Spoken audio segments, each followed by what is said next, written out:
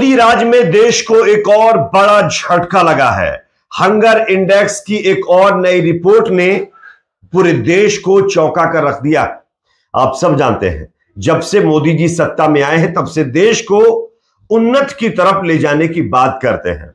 कहते हैं कि न्यू इंडिया में लोग अपने बलबूते अपने पैरों पर खड़े हो रहे हैं। लेकिन हंगर इंडेक्स 2024 की जो लिस्ट आई है और इसमें जो भारत का स्थान देखने को मिला है वो अपने आप में चौंका देने वाला है।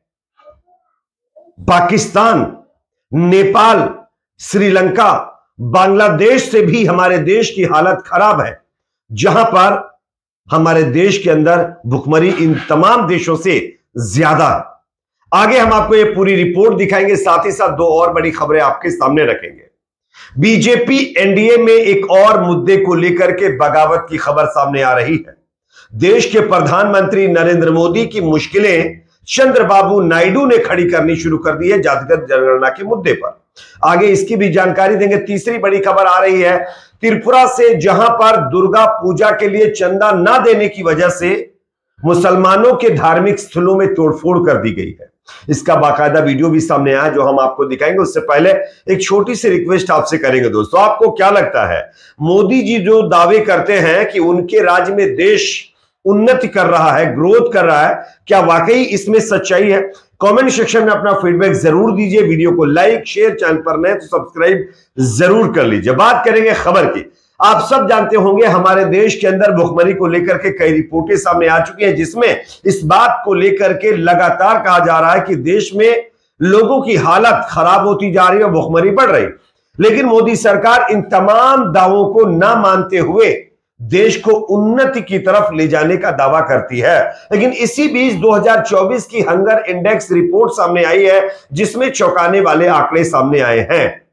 देखिए 127 टोटल देशों का आंकड़ा आया है जो हंगर इंडेक्स की रिपोर्ट में, उसमें भारत 105वें नंबर पर पहुंच गया है।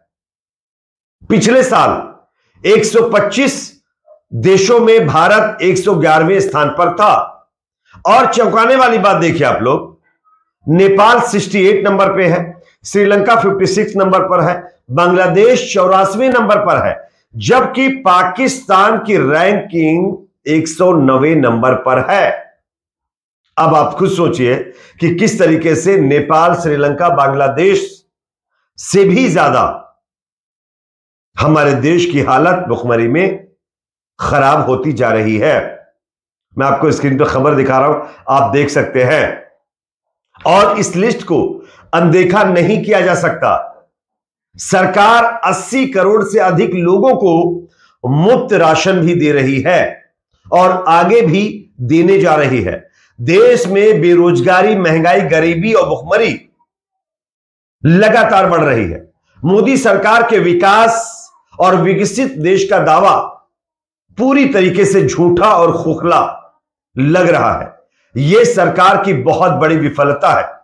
जिस देश के अंदर 80 करोड़ लोगों को सरकार के दम पर खाना मिलता हो, सरकार उनको मुफ्त अनाज प्रोवाइड कर रही हो, क्या आप अंदाजा लगा सकते हैं उस देश में सरकार यह दावा कर रही है कि हम देश को उन्नति की तरफ ले जा रहे हैं? अगर देश उन्नति कर रहा होता, ग्रोथ कर रहा होता, तो 80 करोड़ लोगों को फ्री में राशन नहीं बांटना पड़ता। वो अपने पैरों पर खड़े होकर के अपने दम पर खाना खाते।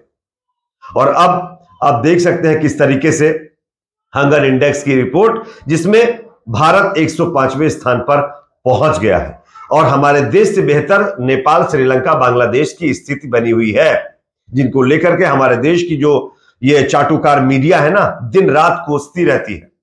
अब बात करते हैं दूसरी खबर की, जो कि सामने आ रही है। एनडीए में भारतीय जनता पार्टी और मोदी जी अब घिरने लगे।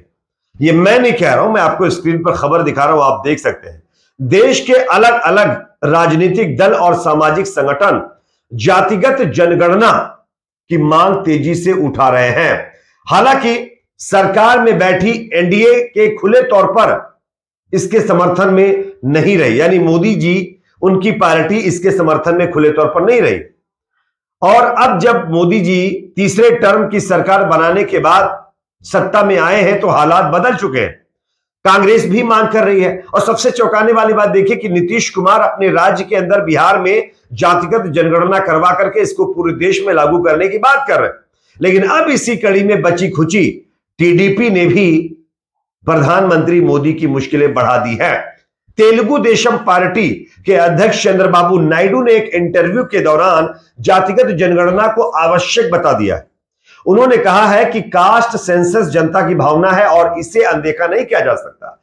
जातिगत जनगणना के बाद आर्थिक विश्लेषण और स्किल सेंसस किया जाना चाहिए, जिससे समाज में व्यापक आर्थिक असमानता को दूर किया जा सके। नायडू ने जोर देकर कहा कि गरीबी देश का सबसे बड़ा मुद्दा है और सबसे समाज में आर्थिक स्थिति की सम्मान का पैमाना बन गई है और अब जातिगत जनगणना देश की जरूरत है, इसको कराना चाहिए। यानी कि बीजेपी की मुश्किलें उसके ही सहयोगी दल तेलुगु देशम पार्टी की तरफ से खड़ा किया जा चुका है और बीजेपी की मुश्किलें बढ़ गई। आप सब जानते होंगे मोदी जी जब तीसरी बार सत्ता में आए थे तो तमाम पार्टियों की तरफ से और उनके नेताओं की तरफ से दावा किया जा रहा था मोदी जी का यह कार्यकाल सबसे मुश्किलों भरा होगा और उसी तरफ अब मोदी जी बढ़ रहे हैं।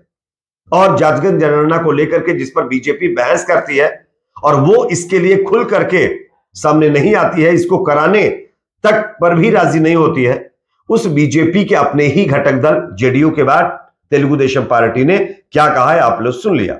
आरएसएस ने तो कुछ दिन पहले आप सब जानते होंगे कहा था कि देश में जातिगत जनगणना हो सकती है लेकिन इसका राजनीतिक इस्तेमाल ना किया जाए। तो शायद ये जो आरएसएस की तरफ से कहना है वो बीजेपी की तरफ कहा जाए तो ज्यादा बेहतर होगा, क्योंकि हर एक मुद्दे को जाति धर्म के नाम पर कौन उठाता है ये बताने की जरूरत नहीं है। लेकिन टीडीपी के नेता कहीं ना कहीं नायडू साहब जो है वो मोदी की मुश्किलें बढ़ाने वाले हैं। अगला अपडेट आ रहा है दोस्तों त्रिपुरा से, जहां पर चंदा ना देने की वजह से एक मस्जिद के ऊपर हमला किया गया है। दरअसल खबर ये आ रही है कि दुर्गा पूजा का आयोजन त्रिपुरा के अंदर किया जाना था। यहां पर हिंदू संगठन से जुड़े हुए कुछ लोग बलपूर्वक यानी अपनी तानाशाही के हिसाब से लोगों से चंदा इकट्ठा कर रहे थे। इसी कड़ी में वो मुस्लिम समुदाय के लोगों से भी जबरदस्ती चंदा वसूल रहे थे। जब मुस्लिम समुदाय के कुछ लोगों ने चंदा नहीं दिया तब ये जो भीड़ थी जो दुर्गा पूजा के नाम पर चंदा इकट्ठा कर रही थी, इसने जाकर के मुसलमानों के घरों को नुकसान पहुंचाया, उनके धार्मिक स्थलों के अंदर तोड़फोड़ की है और उसका वीडियो मैं आप लोगों को स्क्रीन के ऊपर दिखा रहा हूं, आप देख सकते हैं। यह सब कुछ बीजेपी शासित राज्य में हो रहा है जहां पर बीजेपी सत्ता में है। मतलब एक धार्मिक स्थल में अगर कोई दूसरे धर्म का व्यक्ति चंदा नहीं देता है तो वहां पर भी उनके ऊपर अत्याचार किया जा रहा है। मीडिया में बैठे हुए बड़े बड़े पत्रकार इस खबर को दिखाने में कतरा रहे हैं, उनके मुंह से एक शब्द नहीं निकल रहा है, क्योंकि उनकी सोच, उनका दिमाग, उनके अंदर जो चीजें भरी गई है ना, उनका जमीर ही गवारा नहीं करेगा उनके हिसाब से इस खबर को दिखाने के लिए। खैर, इस पर आपकी अपनी क्या राय कमेंट सेक्शन में जरूर बताएं। वीडियो को लाइक शेयर, चैनल पर नए हैं तो सब्सक्राइब जरूर।